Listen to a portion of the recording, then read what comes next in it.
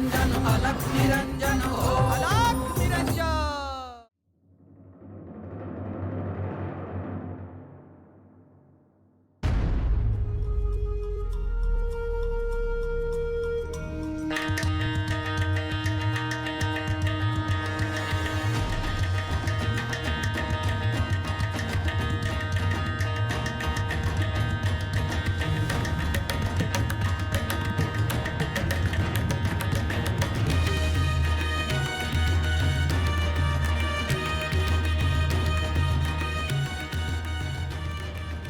हे नीननाथ, तुझ्या आगमनाची पूर्ण तयारी झाली आहे.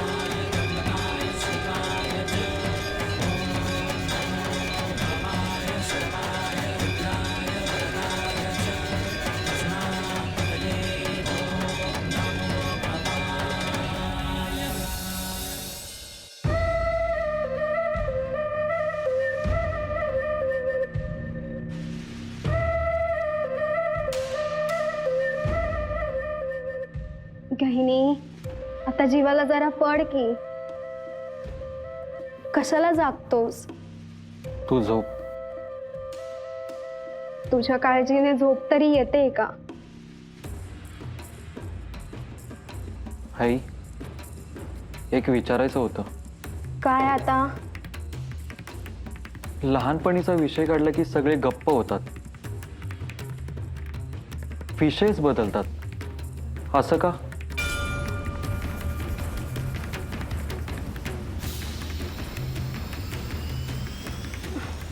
आता काय बोलू गहिनी? काहीतरी कारण असणार. असं असं काही नाहीये. गहिनी, तू माझं ऐक. तू कामावर लक्ष दे, मग लग्नाचं बघू आपण. अरे, तुझ्यासोबत जे पोरं होती त्या सगळ्यांची लग्न झाली, पोरं बाळ पण झाली. तूच राहिलास रे. तू लग्नाचा विषय काढू नकोस. मग काय करणार आहेस? मला हे शोधायचंय की मी कोण आहे, सत्य काय आहे.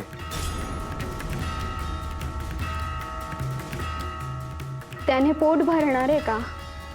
आयुष्य म्हणजे तेवढंच असतं का?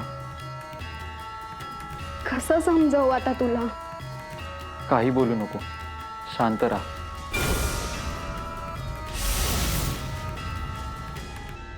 गहिनी, अगदी सुंदर मुलगी बघते तुझ्यासाठी. तिला आयुष्यभरासाठी दुःख देशील, कशाला पाप माथ्यावर घेतेस? देवा, महादेवा, होणार आहे या गहिनीचं.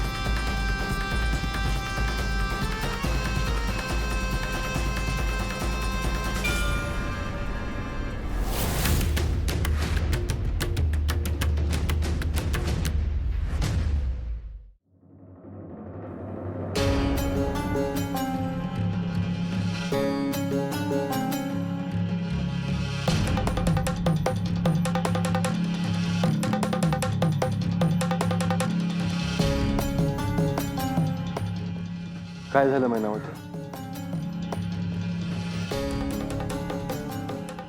मला स्वप्न पडलं. स्वप्नात खूप दिव्य गोष्टी दिसत होत्या.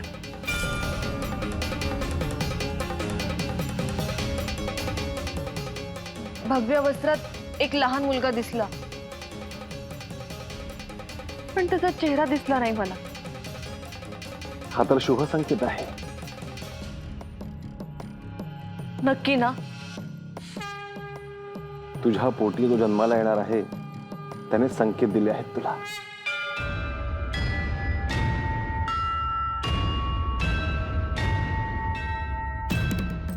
मला त्या बालकाचा चेहरा पाहायचा होता. मैनावती, तू जेव्हा माता होशील तेव्हा दिसेलच तुला तो. पण तो मुलगा भगव्या वस्त्रात का दिसला मला? त्याचा तुला आनंद आहे की दुःख? मी मातृत्व स्वीकारणार याचा आनंद जास्त आहे मला.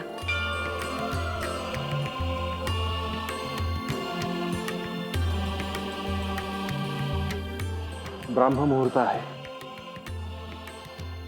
मी स्नान करतो.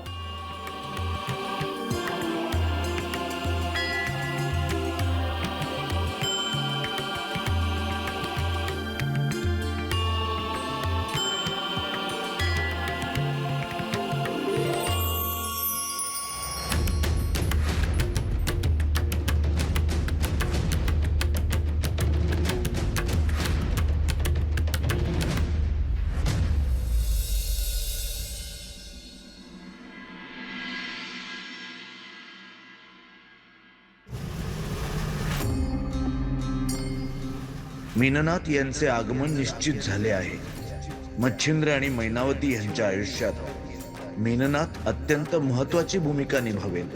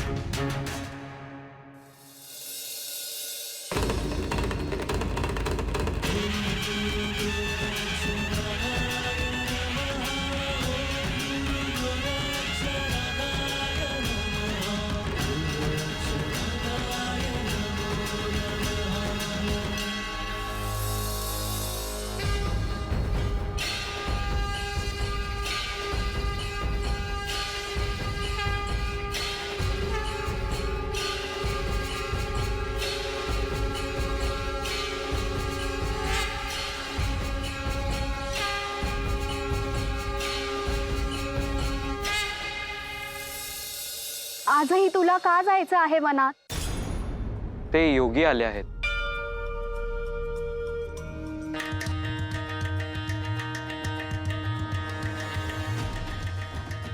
तू जाऊन काय करणार तिथे?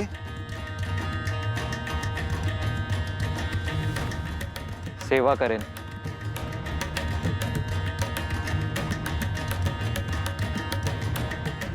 अरे गहिनी, आई बापासनी तुझी काळजी आहे म्हणून बोलतात ना व. काळजी करू नका कोणीही.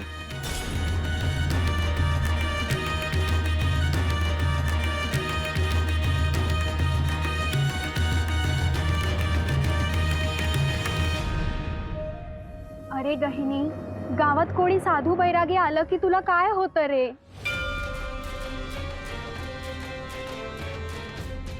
काकी, आम्ही काय करतो, याच्या संग जातो आणि याला घेऊनच परत येतो. हा,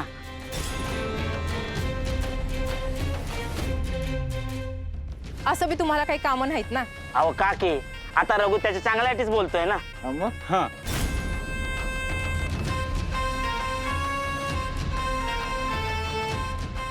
हा, आता ठरलं, आम्ही जातो. चल रे गहिनी.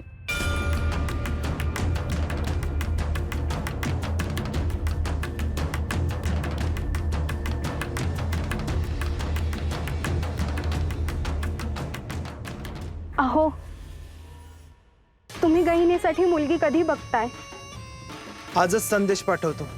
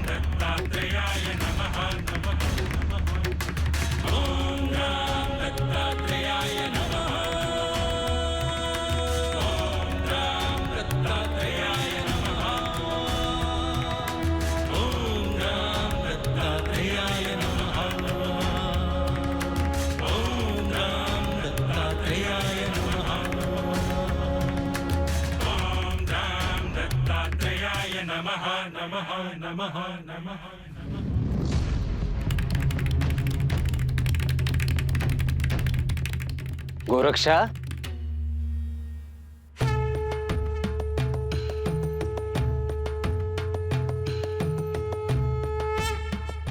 आल्यापासून पाहतो आहे. गहन विचारात दिसतो आहेस.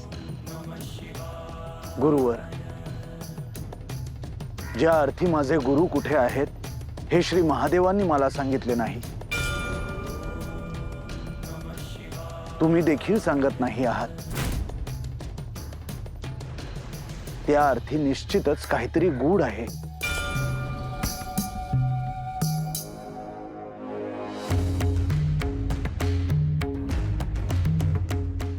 गोरक्षा, अरे ते गूढ अजिबात नाही.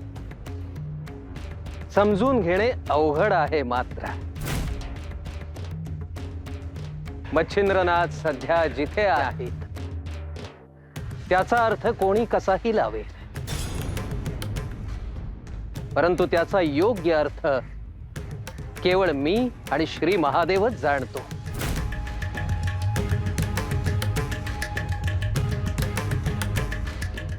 माझे माता, पिता, बंधू, सखा, देव, खरं तर माझे सर्वस्व माझे गुरु आहेत. आणि त्यांच्या दर्शनाची मला अतीव इच्छा आहे गुरुवर.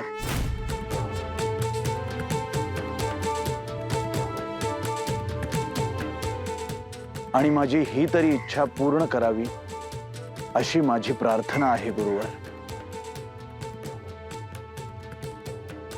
गोरक्षा,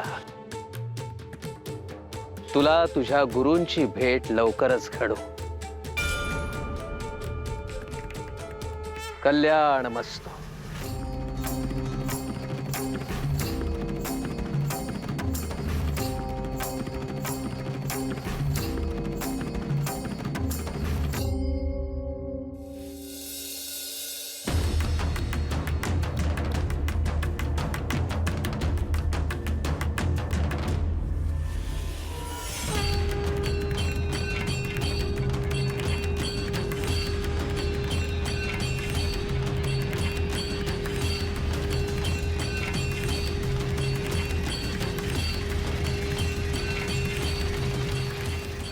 यार गहिनी,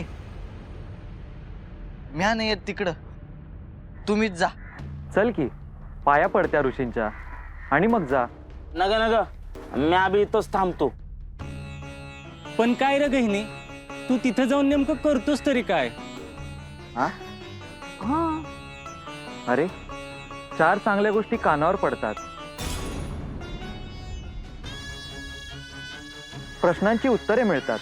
अय बाबा, तू जा, आणि तुला काय विचारायचं ते विचार. आम्ही थांबतो इथंच. अरे संतांची सेवा करायला ही भाग्य लागतं.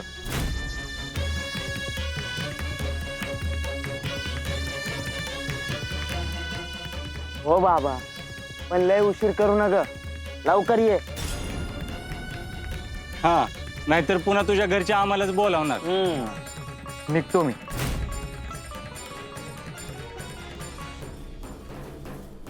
ए चला र.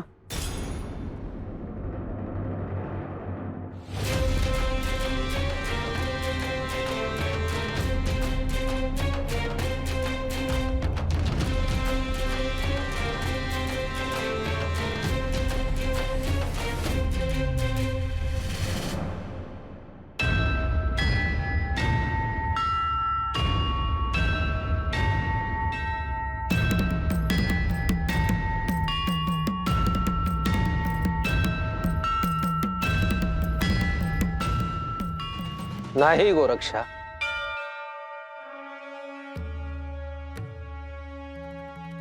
एका फुलपात्रात राहील एवढेच दूध मी प्राशन करेन.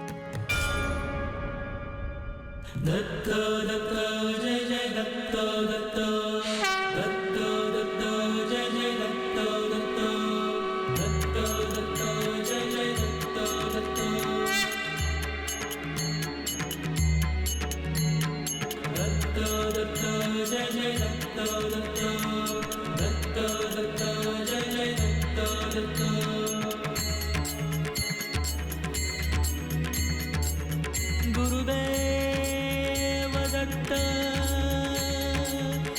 गुरुदेव दत्त, गुरुदेव दत्त.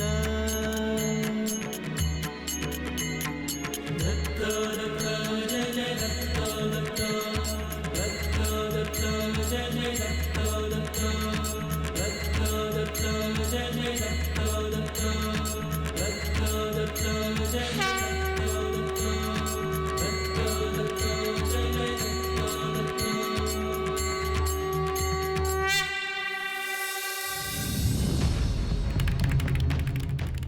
एवढंच गुरुवर? या देहासाठी तेवढेही पुरेसे आहे.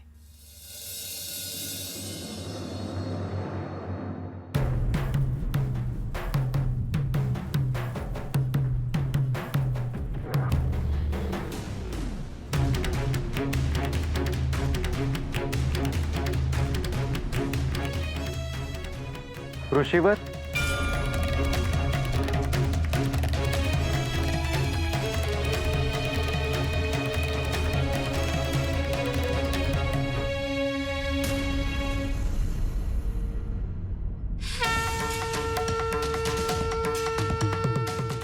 तुम्ही असे नमस्कार करू नका.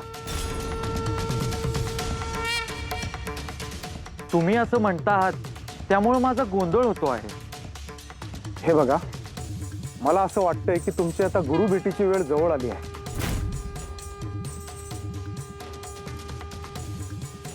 हो का?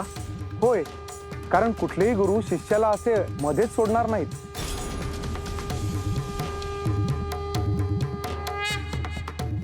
असं झालं तर उत्तमच आहे. घरी विचारलं का की आपले नाव कोणी ठेवले? नाही विचारलं. कारण विचारून मला खरं सांगतीलच असे नाही. तुमच्या जन्माचे काहीतरी रहस्य असणार आणि त्यातच सर्व प्रश्नांची उत्तरं आहेत.